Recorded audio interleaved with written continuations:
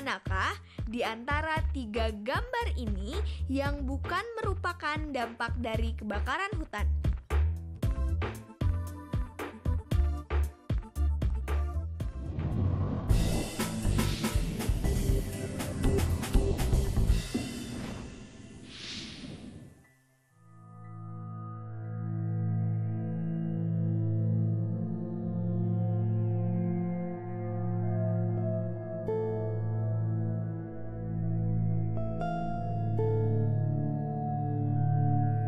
Wah Kak, Sarah nggak bisa ngebayangin banget nih kalau misalnya hutan yang seasri dan seteduh ini bisa terbakar. Aduh, jangan sampai deh.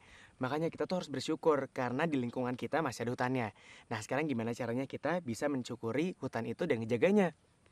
Gitu ya Kak. Tapi Sarah juga pengen tahu dong Kak, sebenarnya gimana sih proses terjadinya kebakaran hutan? Nah, untuk lebih jelas ya, kita simak aja penjelasan yang berikut ini.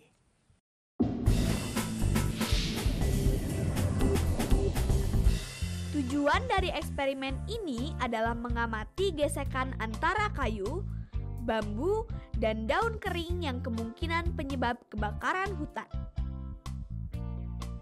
Untuk melakukan eksperimen ini, kita memerlukan alat dan bahan. Kayu kering, bambu kering, dan daun bambu kering. Langkah kerja: geseklah kayu dengan kayu, bambu dengan bambu, dan daun dengan daun dengan gerakan pelan selama 1 menit. Lakukan hal yang sama pada cara sebelumnya, tapi dengan gerakan cepat selama 1 menit.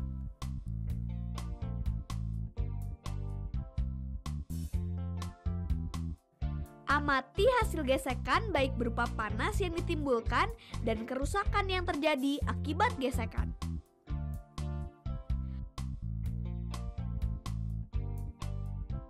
Pada gesekan kayu dengan gerakan cepat akan menimbulkan panas pada permukaan gesekan dan mengakibatkan kerusakan pada kulit kayu dan bambu berupa lecet dan terkelupas. Hal ini menunjukkan semakin cepat frekuensi gesekan akan menyebabkan sumber panas dan bila dilakukan dalam waktu yang lama akan menimbulkan api. Dengan demikian, gesekan antara benda seperti kayu, bambu, dan daun dapat menyebabkan terjadinya kebakaran hutan.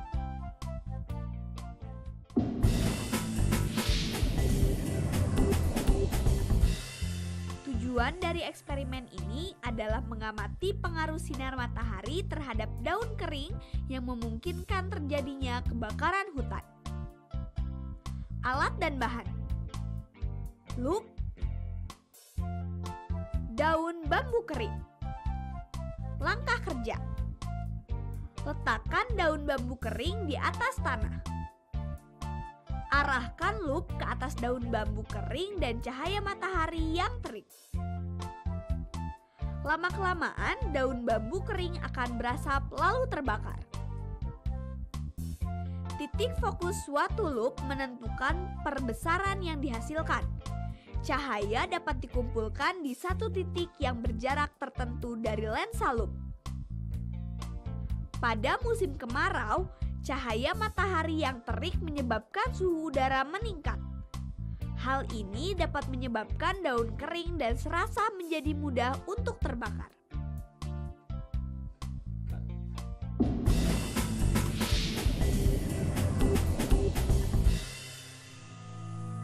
Langkah-langkah mencegah kebakaran hutan. Jangan melakukan pembakaran untuk melakukan pembukaan lahan. Bangunlah sumur di lahan sehingga tidak akan kesulitan mencari air seandainya terjadi kebakaran. Galilah parit di sekeliling lahan dengan dalam per lebar minimal 30x30 cm. Membuat sistem peringatan sederhana apabila terjadi kebakaran. Yang sebaiknya dilakukan jika terjadi kebakaran hutan dan lahan adalah: pukullah kentongan untuk memberitahu tetangga atau warga kampung. Hubungi pejabat yang berwenang. misalnya lurah atau polisi hutan. Buatlah tim kecil 4-5 orang dan masing-masing menggunakan mesin robin dan selang yang tersedia untuk melakukan pemadaman. Tebang pohon yang ada di daerah tersebut sebanyak-banyaknya. Tumpuklah di mana api akan datang. Ingat, api datang berdasarkan arah angin. Basahi telunjuk Anda dan acungkan ke atas untuk merasakan dari mana arah angin datang.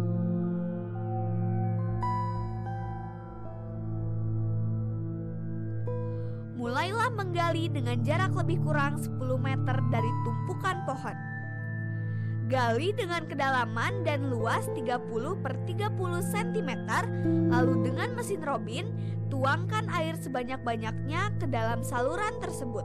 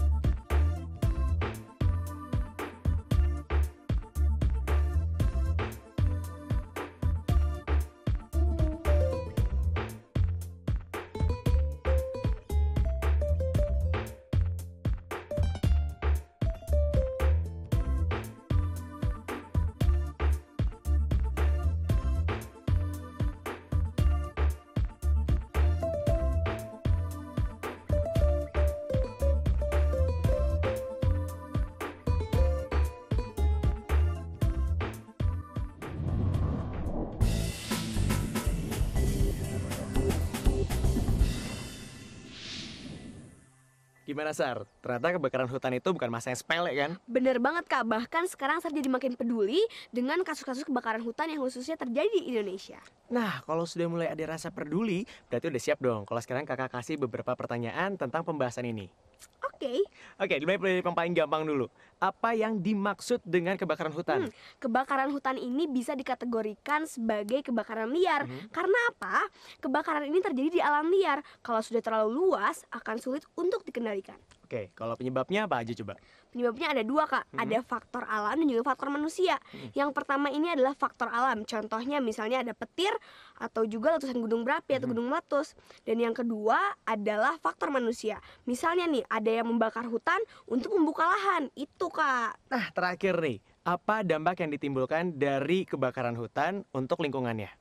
Banyak banget Kak, mulai dari banjir, pemicu pemanasan global, sampai musnahnya habitat satwa-satwa alam yang ada di alam liar ini atau di hutan ini. Mantap!